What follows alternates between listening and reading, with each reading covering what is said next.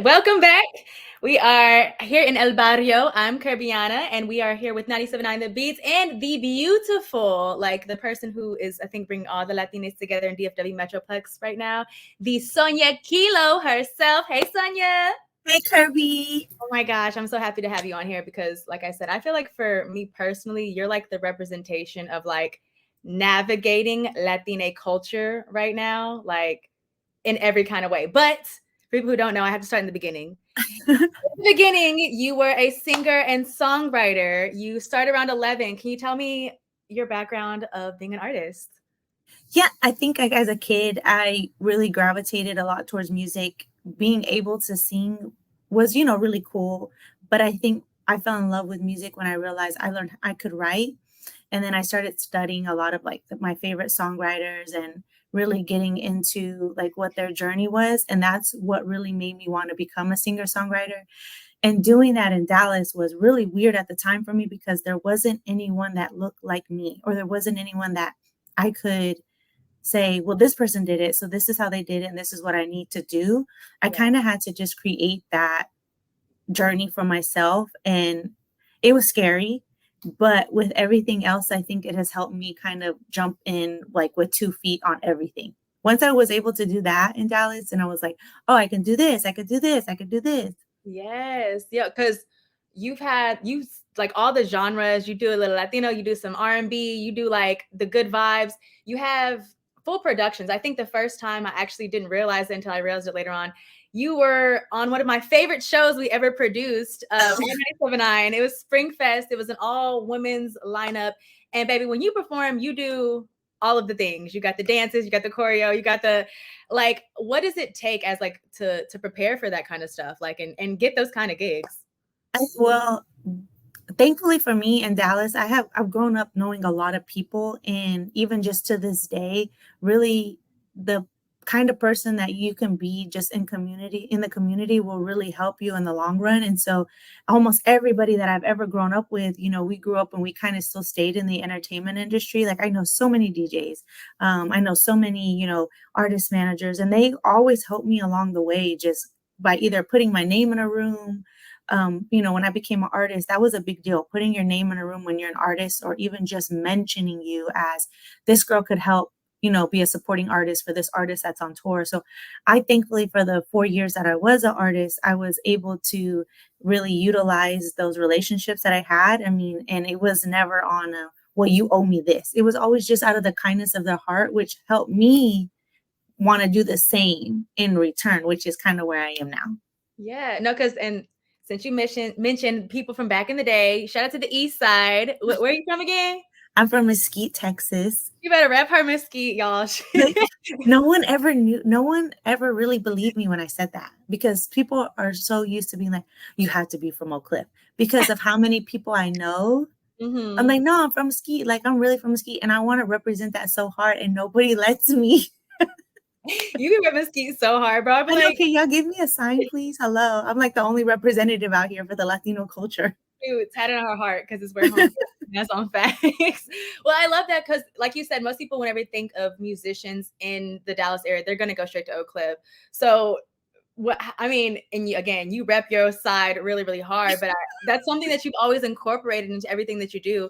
The people that you grew up with and the community that you came from. How do you continuously incorporate that into like literally every part of your life? Because I mean, from an artist to being a mom, being a wife, like you're like, oh, but I never forget where I came from. Like, what is that? Like, how does your process build all of that together?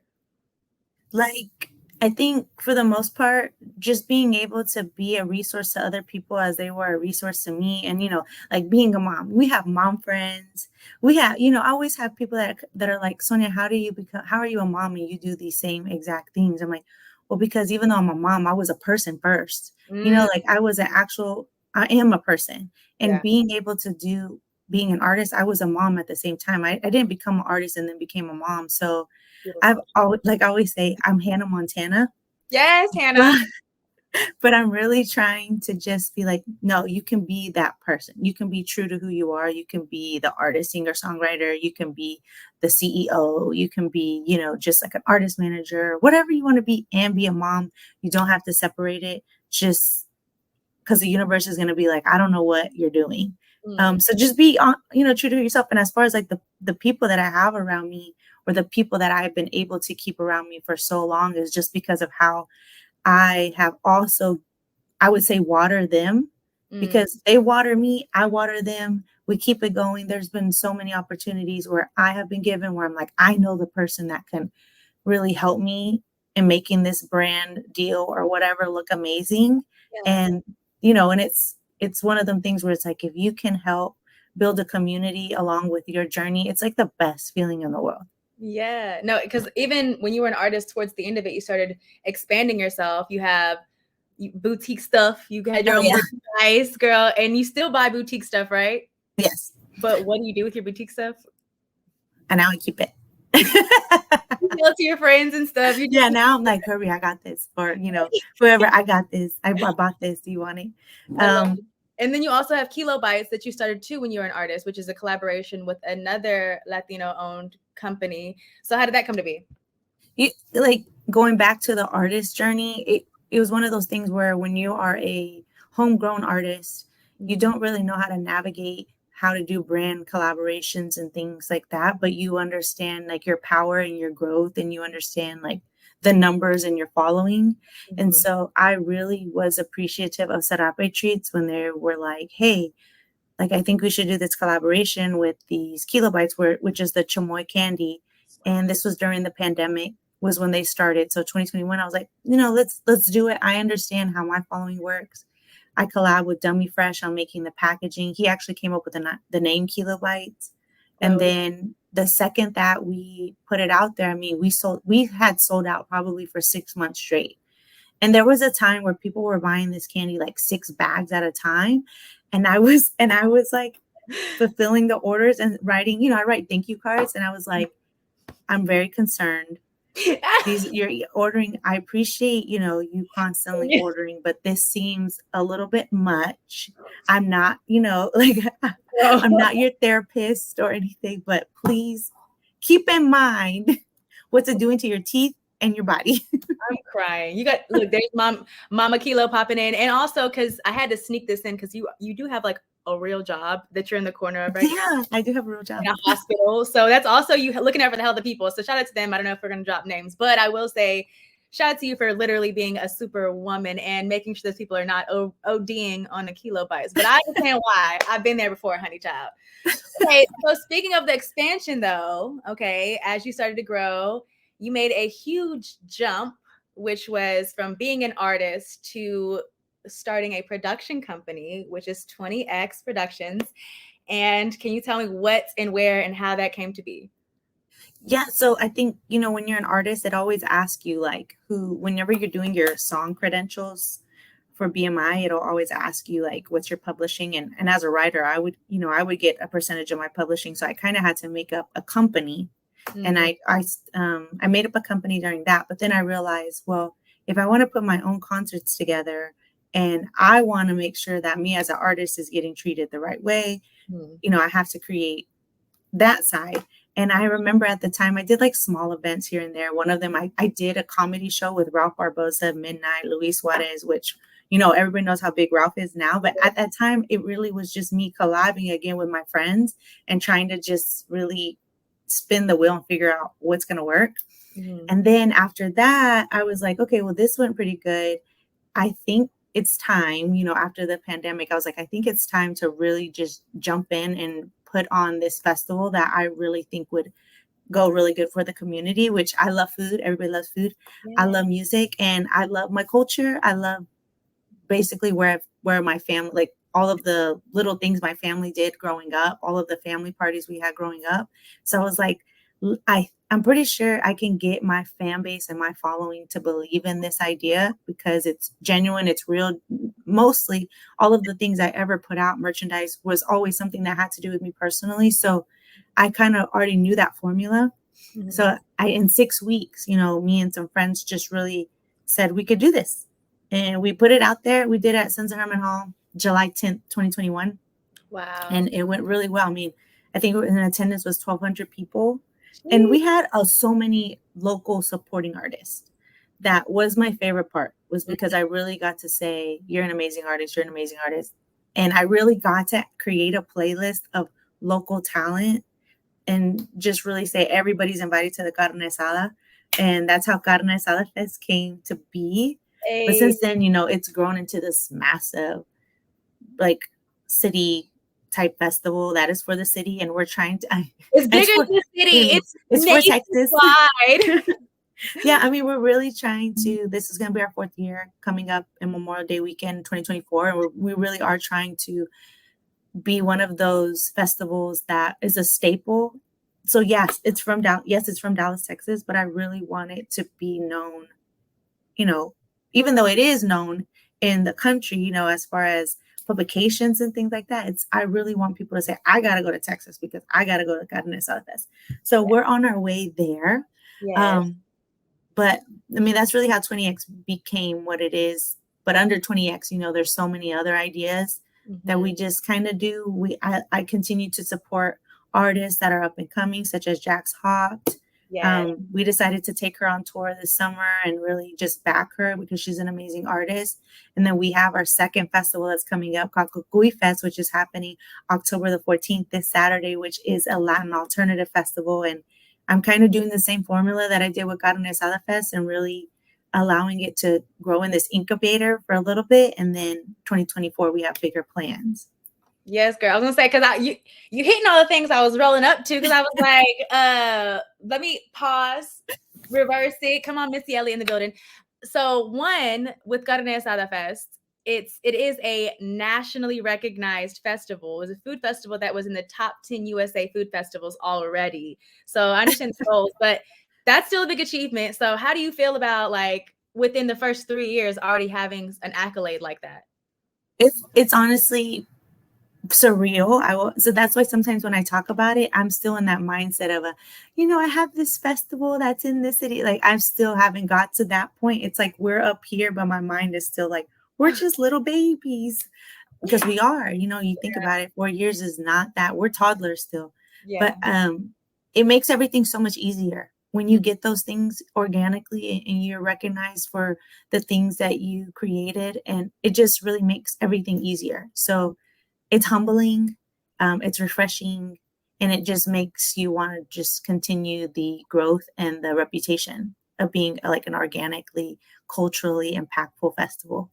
Absolutely. And honestly, now granted, because I have gotten the chance to get to know and follow along with you, like, I know the expanse of the back part, but the Carne Asada Festival itself is like how I was like, oh, she's the walking representation of the Latinas in the DFW Metroplex. And I say that because, not only are you the top 10 in the USA, but it's because every vendor in there, it's Latino food. You know what I'm saying? Mhm. You have every clothing vendor, they're Latinas. The performers, you have Latina performers as well. It's all local. It's all like, you can't get it nowhere else. And if it's not, it's very much so for the Latino culture and just showcasing that. And not just Mexicans, because it's a lot of us around here, but it's all different types and stuff like that. So I think for me, my question is, because we only have a couple more of Latina Heritage Days left. I know. What does it mean for you, like, as far as being a Latina and being a representation of your culture? Like, what does it mean? Because right now you are already like a pillar of the DFW Latina culture. How does that feel? What does that mean to you? When people ask me that, it honestly kind of makes me feel like, are you talking to somebody else type of thing? Like, are you talking to the person next to me? Because I think growing up just in the culture, you are just who you are and what you are, and you don't know how to be anything differently. But like, going back to what I said earlier, there wasn't anybody that I could look up to say, how do you do this? So I'm very grateful that I get to be the representation for other people, because they can ask me, how did you do this? Or if they're ever nervous about trying an idea, hopefully they can look at my ideas and just think, well, her being a second or first generation Mexican American, parents from Mexico, she didn't have the resources, but she found the resources, or she used what she knew of and kind of just gathered people around her that believed in her. So that's just one of those things that I hope that my story just kind of inspires other Latinos as we continue to grow in this country, because we are like very much in this thing deep. Facts. And I was gonna say, because do you feel like there's a different type of motivation for you because you're like your parents are first gen, or like you're first gen, you're like still in that process? Like my family's been here for so long, like I'm just like kind of used to things, and I do very passionate about people, but I feel like you're like a bridge because you're the first generation, So do you feel? Yeah, we all kind of are different. Like I can talk to another first generation like individual and they can tell me as a Latino what they've experienced as first generation, and my story may not be similar to theirs, which that's honestly a very beautiful thing, because even though we are first generation, the way we grew up was always going to be different. So for me, thankfully, my parents were, even though they didn't grow up having all the things that they were able to provide for me, one thing that they did always provide was go after it, go do it, go find it. You can do this. My dad most definitely was one of those people that was just kind of like encouraging me to be creative, putting me in every sport he could possibly, and them both just working very hard to financially, like, even though they didn't know how to tell me how to go to college, they made sure that they had the financial ability to say, well, this is what she wants to do. We got to figure out how we can help her. And so, and then it's funny because, with my husband now, he's also first generation Mexican American. And so we kind of have that same similarities of where we're just kind of like, we got to go after it. We got to figure it out. And so he's also my pillar of saying, okay, I'm going to figure this out for you. Like if anybody knows Joe Kilo, he is like a good foundation of figuring it out. Yeah. I'm going to build it for you, Sonia. Yeah. I love that. That's beautiful. It's like, it is a representation, because regardless of the specific country you think of, I think people think of Latinas, they think of the community, they think of building each other, think of hard work and diligence. And then it's beautiful because then you also mentioned too, because even if it's not your family or friends, you've taken that and know what you know, and you're starting to help with other artists and artist development. Jax Hop, she is from Oak Cliff, but you are helping develop her. How did you, because artist development is like not a game. So like it's not a game at all. So what invoked your spirit to start to help with artist development at this point in your life? So, Jax, I met her, I think when she was 16 or 17 years old. And she was somebody that I always admired as an artist, being an artist at that time. But her journey, just being who she is, talented, beautiful, creative, like she's a walking work of art. I have seen so many doors open for her and so many doors also shut on her because of how the industry works. Sometimes people put her in really tough situations. She was in a Disney Plus documentary called Mija, beautiful documentary, but her being young, I always looked at it as though I'm going to help her as much as I can. So this summer, I really said, Jax, if we're going to do this, we need to do this now. And you have to really trust in me that I'm going to be, your support. I'm going to do everything you want to do, but I really want to help you not get in those sticky situations again and show you the power in yourself. A lot of times artists believe that they need record labels, they need managers, they need this. And yeah, all those things are great. But if you don't understand the power of your own brand, you're going to get taken advantage of. And I know the power in her brand. And I really just wanted to show her that power and show her how it works, so that when a label does come along, because it will, that she's able to say, this is how much I know I'm worth. What do you have to offer me that I can't already do for myself? Right. And that's also just being a Latina in the game. You have to figure that out, because we don't all have great men in the industry that are going to really believe in our power. They're going to take advantage of our power. Absolutely. Every time. And shout out to you, because like you said, to have a lot of people, whenever they go through experiences in life and they didn't have the access and they had to work extra hard because nobody was above them, they are a lot more bitter or rude to like people that come after them. They're like, I had to work hard. I'm not telling you my secrets. I'm not giving the game out.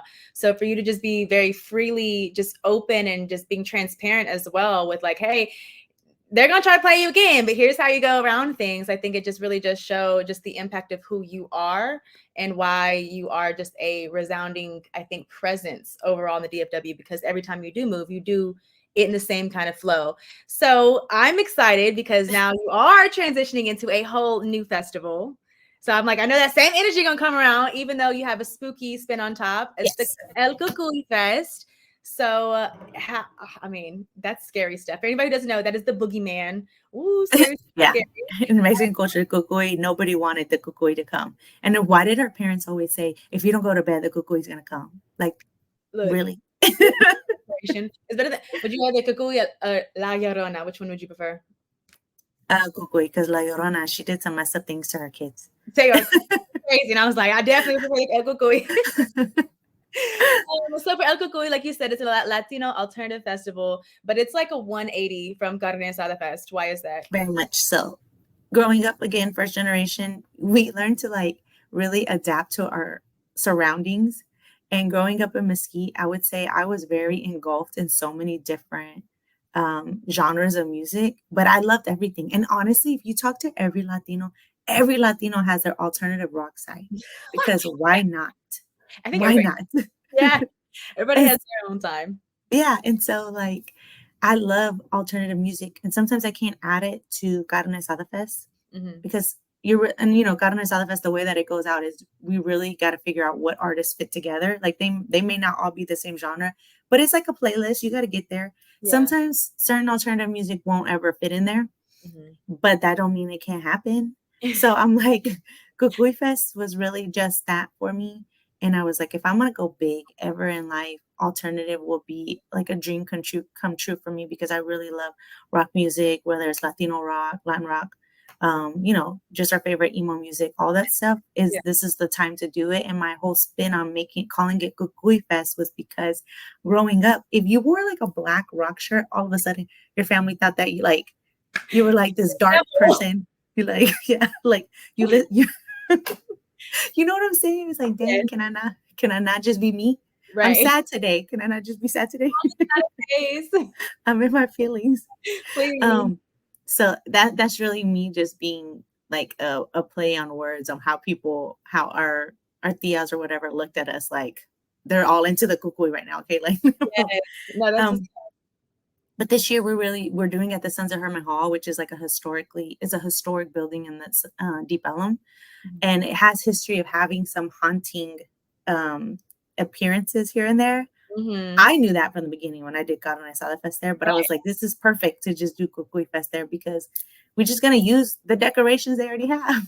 We're gonna let the people already there haunting the place work for us for free. Way better on the budget. And that's like a full 360 moment too, because from your first Carne Asada Fest to your first Cucuy Fest, it sounds like the ghosts love you there. So that's good. They know me. Oh, Sonia coming back. Is she bringing fajitas? Cool.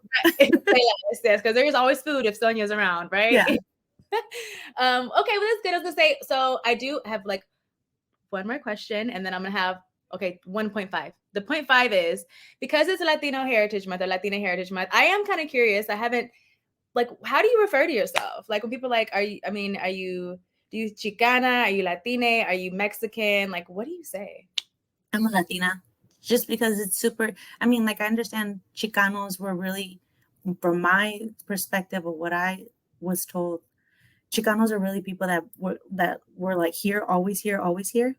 And although I'm not born in Mexico, I still always want to hold on to the fact, like I always tell people I'm Mexican American. Yeah. So I can say I'm a Mexicana, but for the most part, I say I'm a Latina. Okay. I love that because I tell people like I'm Chicana because the border did cross some people. They just kept going back and forth. We were just like, we're going to chill in the middle. Yeah.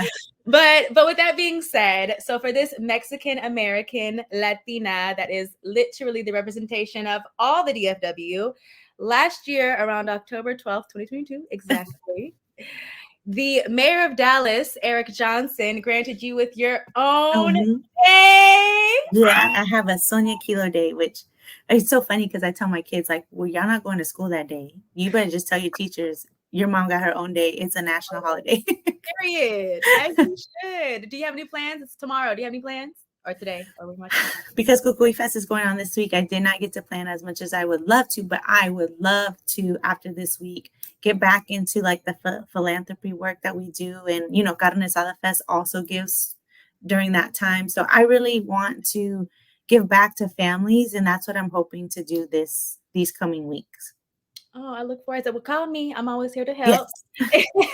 Well, like I said, I know that you are a busy woman. I think that you are such an angel. I'm so grateful for your time because I know, as I mentioned before, you are a working woman and you have a million things going on. But especially if you had not known before, please take a look. Please follow along. This is Sonia Kilo, the best representation of the DFW Latino movement as of right now. Do you have anything else that you need people to know before we get on with the day? Oh, you know what? I was voted nominated for the Latina Trailblazer Award for the Cosign magazine. So definitely, if you want to vote for me, vote for that. Regardless, I'm very appreciative for even being nominated. Absolutely. So that's cool. But no, I appreciate you, Kirby, and I enjoyed our time talking. I know we're about to get off the phone and talk some more. So look, we got to get some business done. Well, thank you so much. And yes, please make sure to vote for her on the Cosign Latina Trailblazer because she blazing that street super fast. And please, hopefully y'all come through El Cucuy Fest. If not, we'll see you at the Carne Asada Fest 2024 and follow along the journey because it's going to get way more lit from here. Thank you so much for everybody for tuning into In El Barrio. Make sure y'all tune in next week because I got somebody else coming through. Bye. Bye.